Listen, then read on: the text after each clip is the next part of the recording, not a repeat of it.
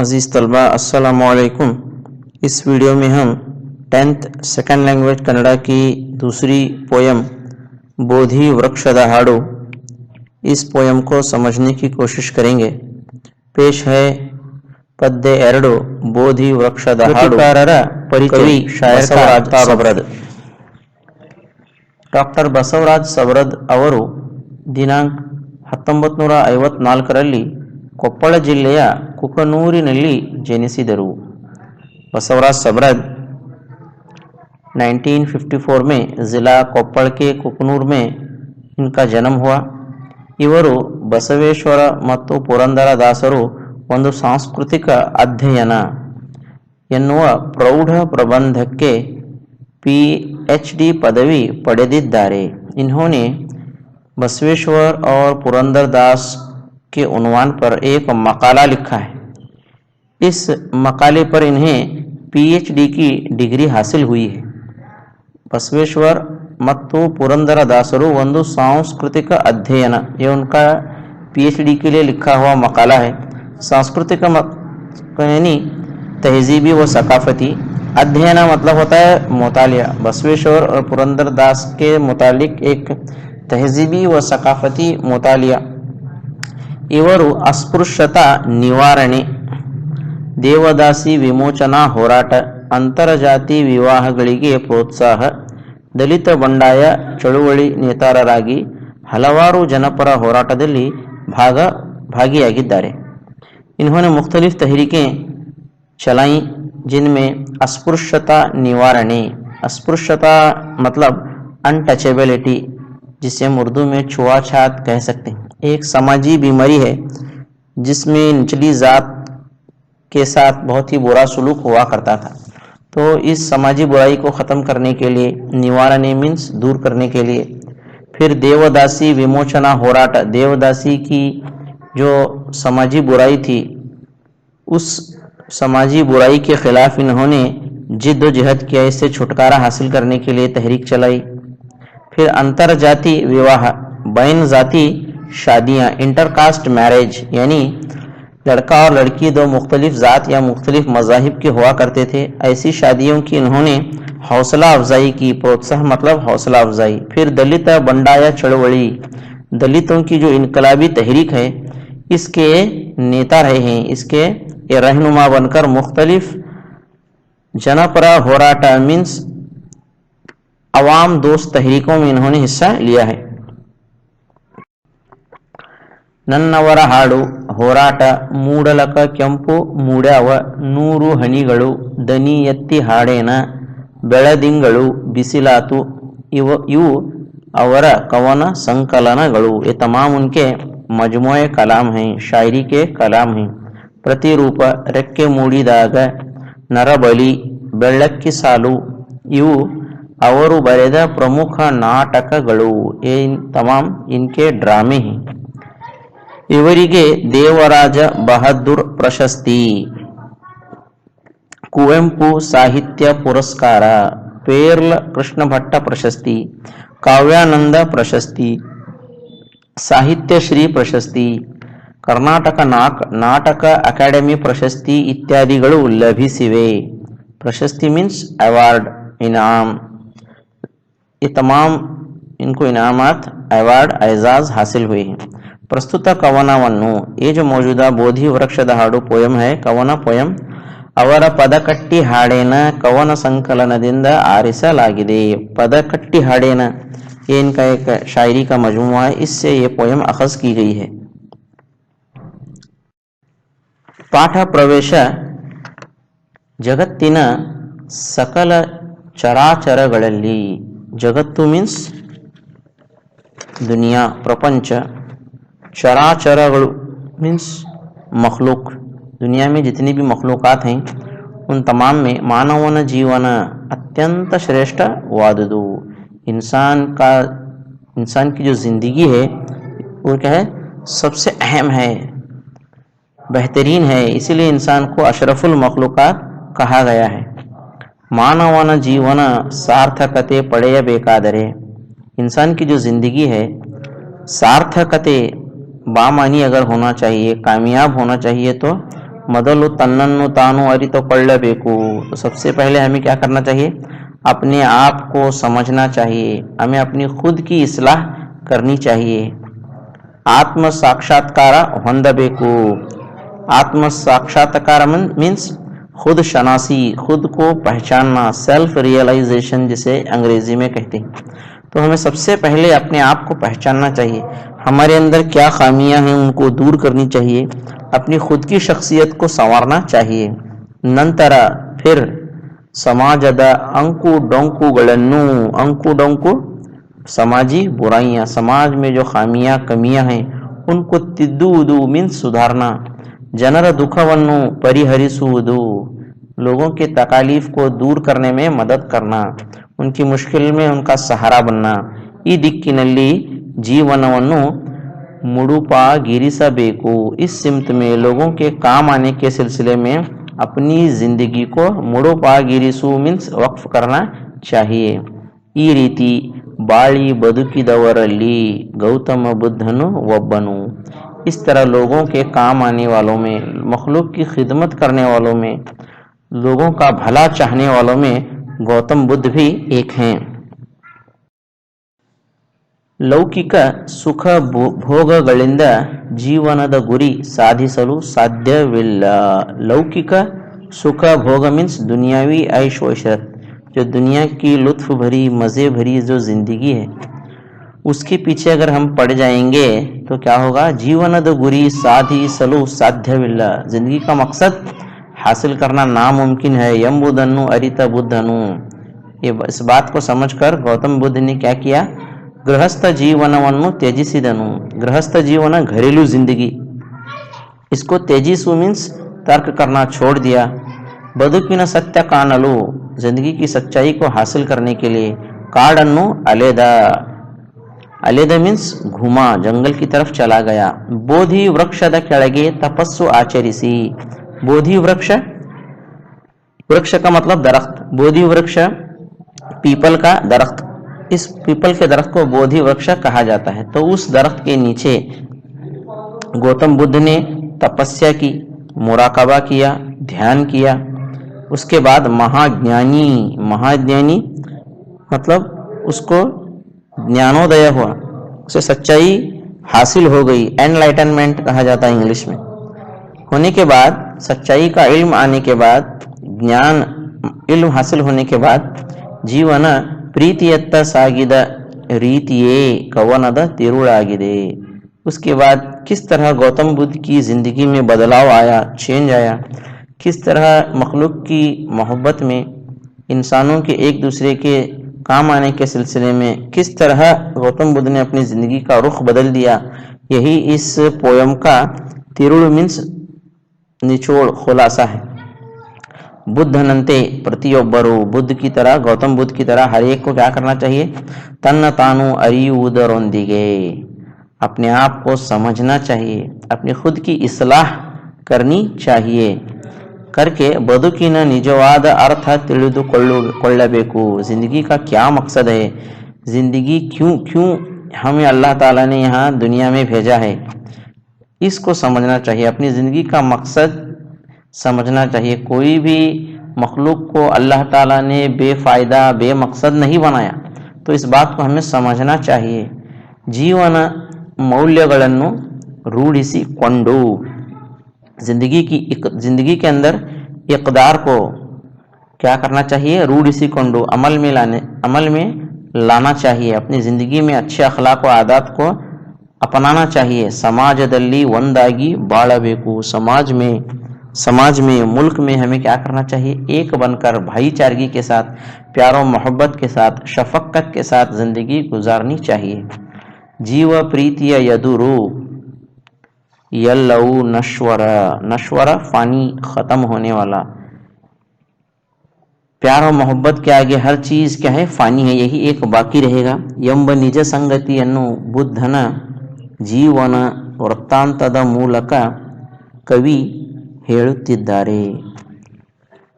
तो शायर ने गौतम बुद्ध की ज़िंदगी के मराहिल के ज़रिए हमें बताने की कोशिश की है کہ انسان کو بھائی چارگی کے ساتھ پیار و محبت کے ساتھ زندگی گزارنی چاہیے۔ اس کا فرسٹ اسٹانزا ہے، پویم کو سمجھنے سے پہلے ہمیں اس نظم کا پس منظر سمجھنا ضروری ہے۔ آپ تمام نے گوتم بدھ کے بارے میں پڑھا ہوگا۔ گوتم بدھ کا اصل نام سدھارتھ تھا۔ اس کی ماں کا نام مایا دیوی اور باپ کا نام سدھودھنا تھا، جو ایک راجا بھی تھا۔ گوتم بدھ کا جو باپ تھا سدھودھنا، وہ ایک راجا تھا۔ تو اس لحاظ سے اس نے سدھارتھ کو محل میں رکھا، ہر طرح کا آرام، عیش و آرام اسے فراہم کیا۔ سدھارتھ کی بیوی کا نام یشودھرا تھا اور ان کا ایک بیٹا بھی تھا جس کا نام راہل رکھا گیا۔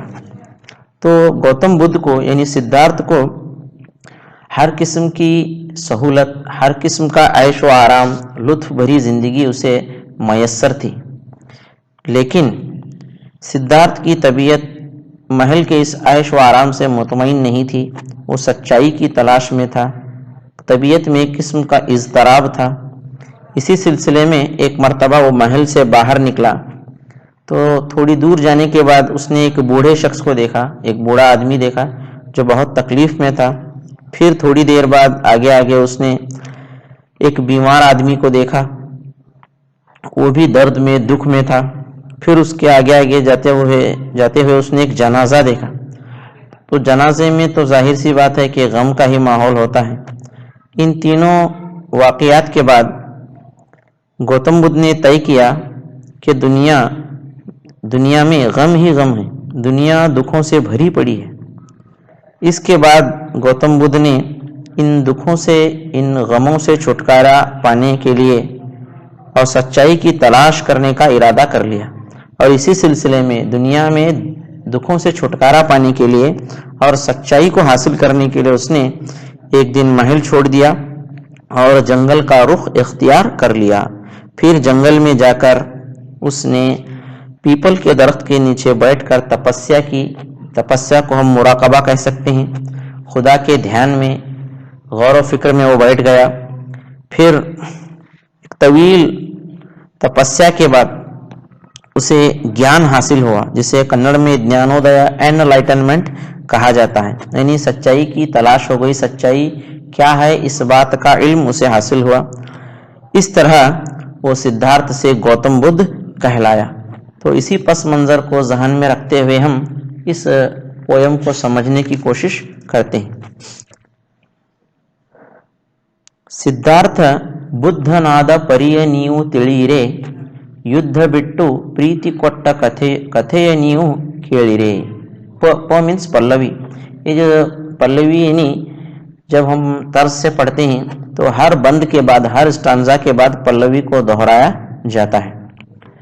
ಏಕಾಂಗಿ ವೀರನಂತೆ ಮಧ್ಯರಾತ್ರಿ ಎದ್ದನು, ಮಡದಿ ಮಗುವ ತೊರೆದವನು ಅಡವಿ ದಾರಿ ಹಿಡಿದನು, ಅರಮನೆಯ ಮೋಹವನ್ನು ಹರಿದು ಹಾಕಿ ಹೋದನು, ಗೊತ್ತು ಗುರಿಯೂ ಇಲ್ಲದಂತೆ ಕತ್ತಲಲ್ಲಿ ನಡೆದನು।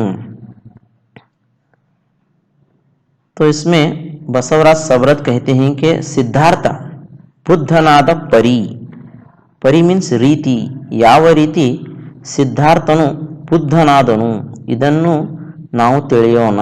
किस तरह वो सिद्धार्थ कहलाता था फिर गौतम बुद्ध कहलाया, तो ये किस तरह हुआ ये हम समझेंगे। युद्ध बिट्टू, युद्ध जंग, कदन, बिट्टू प्रीति कोट्ट कथेय नीवु केಳಿರೆ। इसने महल में था, राजा का बेटा था, तो जंग इन सब चीज़ों से वो तंग आ चुका था। तो इसे छोड़कर, जंग को छोड़कर प्रीति कोट्ट कथे, किस तरह प्यार और मोहब्बत भरी जिंदगी की तलाश में वो निकला, इस कहानी को हम सुनेंगे। एकांगी वीरनंते, एकांगी ಒಬ್ಬಂಟಿ, अकेला, वीरनंते, वीर बहादुर, एक सिपाही, एक फौजी जिस तरह बहादुर होता है उस तरह एकांगी आगी, ಒಬ್ಬಂಟಿಗನಾಗಿ, वीरनंते मध्यरात्रि यद्दनु, आधी रात को बेदार हो गया, नींद से जाग गया, ಮಡದಿ ಮಗುವ ತೊರೆದವನು, ಮಡದಿ पत्नी बीवी, मगु तोरेयु मीन्स छोड़ना, अपनी बीवी को और बच्चे को छोड़कर अडविदारी हिडिदनु, अडवी अरण्य जंगल का रास्ता उसने इख्तियार कर लिया, यानी महल छोड़कर जंगल की तरफ चला गया। ಅರಮನೆಯ ಮೋಹವನ್ನು ಹರಿದು ಹಾಕಿ ಹೋದನು, अरमने महल, मोह लगाओ ऐशो आराम, महल में आराम की जिंदगी थी उसे छोड़कर, हरिदु हाकी मीन्स बिट्टु, ಅರಮನೆಯ आरामदायक जीवनವನ್ನು बिट्टु काडिगे ಹೋದನು, महल को छोड़कर जंगल की तरफ चले गया। ಗೊತ್ತು ಗುರಿಯು ಇಲ್ಲದಂತೆ, ಗೊತ್ತು गुरी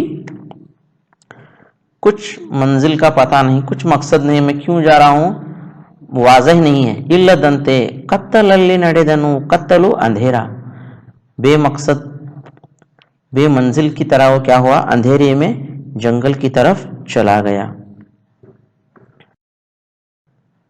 ಸೆಕೆಂಡ್ ಸ್ಟಾನ್ಸಾ, ಕಾಡು ಕಾಡು ಅಲೆದ ಅವಗೆ ನಾಡಿನರ್ಥ ಹೊಳೆಯಿತು, ಕೋಗಿಲೆಯ ಹಾಡದೊಂದು ದೂರದಿಂದ ಕೇಳಿತು, ಬೆಳ್ಳಿ ಚುಕ್ಕಿ ಬಾನಿನಲ್ಲಿ ಆಗತಾನೆ ಬೆಳಗಿತು, ಬೋಧಿ ವೃಕ್ಷದಲ್ಲಿ ಮಹಾಬೆಳಕೊಂದು ಕಂಡಿತು।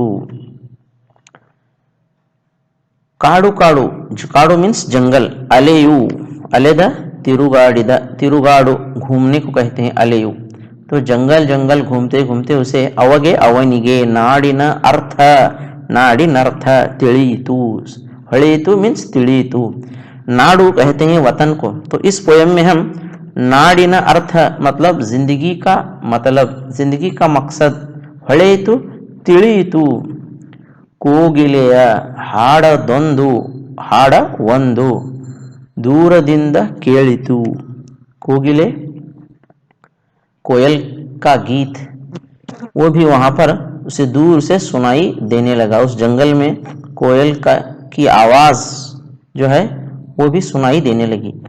ಬೆಳ್ಳಿ ಚುಕ್ಕಿ ಬಾನಿನಲ್ಲಿ ಆಗತಾನೆ ಬೆಳಗಿತು, ಬೆಳ್ಳಿ ಚುಕ್ಕಿ फजर के वक्त जो तारा निकलता है उसको बेली चुक्की या सितारा सहर कहा जाता है।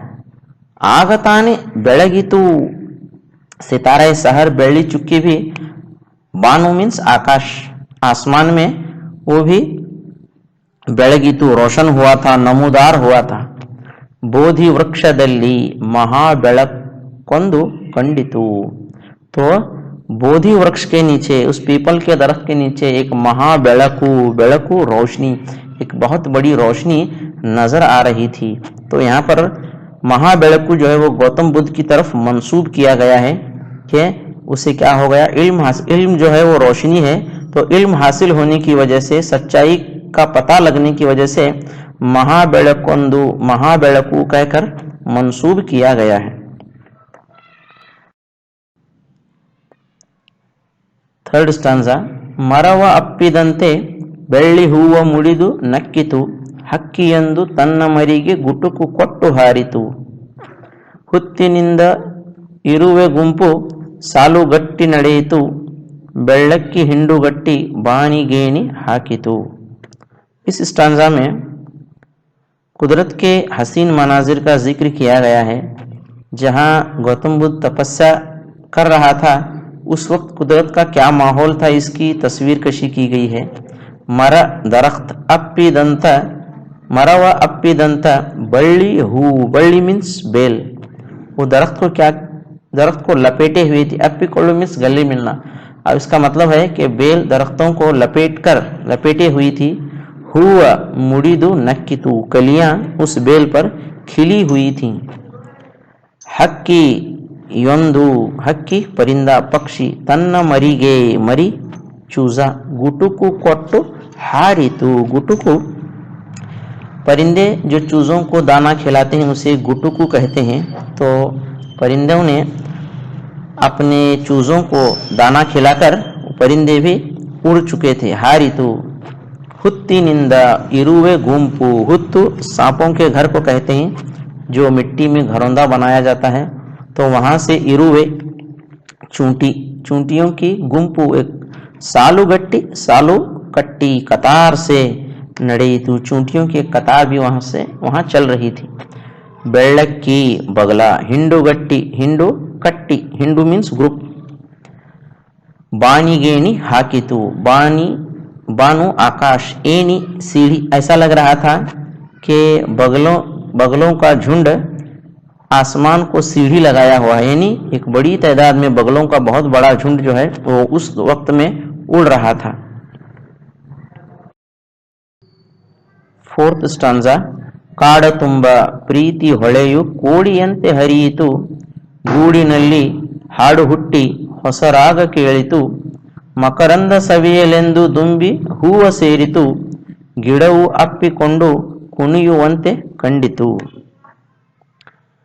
इस दौरान काड़ तुम्बी, पूरे जंगल में प्रीतिया होले, होले मीन्स नदी, प्यार और मोहब्बत की एक नदी, कोड़ियंते हरियतु, झरने की तरह बह रही थी। मतलब हर तरफ इस तरह का पुरलुत्फ माहौल बना हुआ था। गूड़ी नली, गूड़ू घोंसला, हाड़ हुट्टी, हाड़ू गीत, नज़म, ಹೊಸ राग केಳಿತು, घोंसलों से परिंदों के चहचहाने की आवाज, सुरीली आवाज आने लगी। मकरंद, मकरंद फूलों का रस, सवियलेंदु, सवियु रस चूसने के लिए, फूलों का जायका मालूम करने के लिए। दुम्बी हुआ सेरितु, दुम्बी भंवरा जो है वो फूलों पर आकर बैठ गया, फूलों का रस चूसने के लिए भंवरे आ गए। गिड़ा गिड़ऊ, अप्पिकोंडू, अप्पिकोंडू मीन्स गले लगने को अप्पिकोंडू कहते हैं। तो यहाँ पर दरख्त जो है एक दूसरे में मिलकर एक दूसरे से लगे हुए थे। कुनियु अंते कंडितु, ऐसा लग रहा था कि वो रक्स कर रहे हैं। कुनियु नाचना, रक्स करना। दरख्त रक्स कर रहे हैं, खुशी के मारे झूम रहे हैं, ऐसा मालूम हो रहा था। तो यहाँ पर गौतम बुद्ध की तपस्या के दौरान इस किस्म का कुदरती नजारा देखने को मिल रहा था। लास्ट स्टंजा, ಕಾಡಿನಿಂದ ಎದ್ದ ಅವನು ನಾಡಿನತ್ತ ಹೊರಟನು, ಪ್ರೀತಿಯನ್ನು ಹುಡುಕಿಕೊಂಡು ಜನರ ಕಡೆಗೆ ಬಂದನು, ತಪಸ್ಸಿಗಿಂತ ಜೀವ ಪ್ರೀತಿ ದೊಡ್ಡದೆಂದು ತಿಳಿದನು, ಬದುಕಿನ ಗೂಢಾರ್ಥ ಅರಿತು ಬುದ್ಧನಾಗಿ ಬಂದನು। लास्ट स्टंजा में ये बताया गया है कि गौतम बुद्ध को ज्ञान हासिल हुआ, सच्चाई का इल्म हासिल हुआ, तो उसने क्या किया? काड़ी निंदा, जंगल से, यद्द अवनु, नाड़ी नत्त ಹೊರಟನು, नाडू आबादी की तरफ, समाज की तरफ, लोगों की तरफ वापिस आ गया, ಹೊರಟನು चला गया। प्रीतिಯನ್ನು ಹುಡುಕಿಕೊಂಡು, ಹುಡುಕು मीन्स तलाश करना, प्यार और मोहब्बत को हासिल करके, तलाश करके, जनर कड़ेगे बंदनु, लोगों की तरफ वापिस चला आया। तपस्सिगिंत जीव प्रीति ದೊಡ್ಡದೆಂದು ತಿಳಿದನು, तपस्या से ज्यादा क्या है? तपस्या, ध्यान या मुराकबा।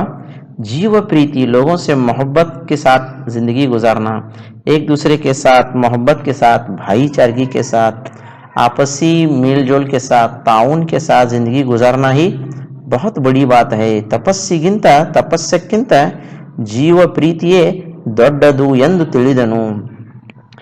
ಬದುಕಿನ ಗೂಢಾರ್ಥ ವರಿತು, बदुकु जीवन, जिंदगी, गूढ़ार्थ राज, सच्चाई, जिंदगी की सच्चाई क्या है? कि हम एक दूसरे के साथ प्यार और मोहब्बत के साथ रहें, एक दूसरे का साथ दें, एक दूसरे के दुख दर्द में शामिल रहें, यही जिंदगी का क्या है? मतलब है, यही जिंदगी का एक अहम मकसद है। ಇದನ್ನು ಅರಿತು, ಇದನ್ನು ತಿಳಿದು ಬುದ್ಧನಾಗಿ ಬಂದನು, ಹೋಗುವಾಗ ಸಿದ್ಧಾರ್ಥನಾಗಿದ್ದನು, ಆದರೆ ಜ್ಞಾನೋದಯವಾಗಿ ಅವನನ್ನು ನಾವು ಬುದ್ಧನಾಗಿ ಕರೆಯುತ್ತೇವೆ, ಬುದ್ಧನಾಗಿ ಬಂದನು। वो गौतम, इस तरह वो सिद्धार्थ से गौतम बुद्ध बन गया। तो इस पोयम में यही समझाया गया है कि हम सबको एक दूसरे के साथ प्यार और मोहब्बत के साथ, इमदाद ताउन के साथ, आपसी भाईचारगी के साथ मिलजुल कर रहना चाहिए, क्योंकि ज़िंदगी जो है वो वक्ती है। इसीलिए प्यार और मोहब्बत के साथ, खुशी के साथ हमें एक दूसरे के साथ रहना चाहिए। دشمنی، عداوت، غصہ، بغض، ان سب چیزوں سے ہمیں آپ کو بچائے رکھنا چاہیے۔ اس نظم کا پہلا اور دوسرا بند یعنی ಸ್ಟಾಂಜಾ ازبر کریں۔ ಒಂದನೇ ಮತ್ತು ಎರಡನೇ ಖಂಡಿಕೆಯನ್ನು ಕಂಠಪಾಠ ಮಾಡಿರಿ۔ یہ آپ کو امتحان میں پہلا اور دوسرا ಸ್ಟಾಂಜಾ پوچھا جا سکتا ہے، اس لیے اس کو بائی ہارٹ کریں۔ تو اس لیسن کو زیادہ سے زیادہ بچوں تک پہنچائیں اور اس کے تعلق سے اپنے تاثرات ضرور کامنٹ کریں اور چینل کو بھی سبسکرائب کریں۔ شکریہ۔